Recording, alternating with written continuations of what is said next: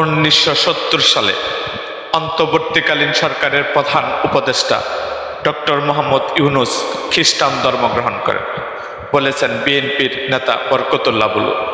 চলুন শুনি বুলুর সেই কথাগুলো। তার আগে যারা আমার চ্যানেলটিকে সাবস্ক্রাইব করেননি তারা অবশ্যই আমার মুক্তাগাছার ইতিহাস মিডিয়া ইউটিউব চ্যানেলটিকে সাবস্ক্রাইব করুন এবং পাশে থাকা বেল আইকনটি বাজিয়ে দিন।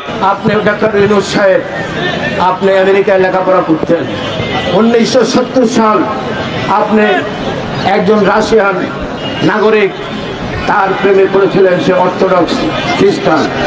তার প্রেমে পড়েছিলেন, সেই মহিলার দাবি ছিল তুমি যদি অর্থোডক্স চার্চে গিয়ে খ্রিস্টান হও তাহলে আমি তোমাকে বিয়ে করবো। ইউনূস সাহেব সেদিন আপনার মহিলাকে বিয়ে করার জন্য অর্থোডক্স চার্চে গিয়ে খ্রিস্টান হয়ে এই মনিকার মাকে বিয়ে করেছিলেন।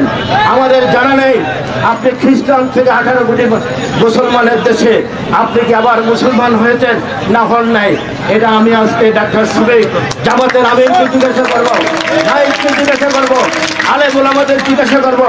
আপনার প্রকাশ্যভাবে ডক্টর ইউনূসকে জিজ্ঞাসা করেন 70 সালে উনি খ্রিস্টান হয়েছিলেন, সেখান থেকে উনি ফেরত এসে দিতেন।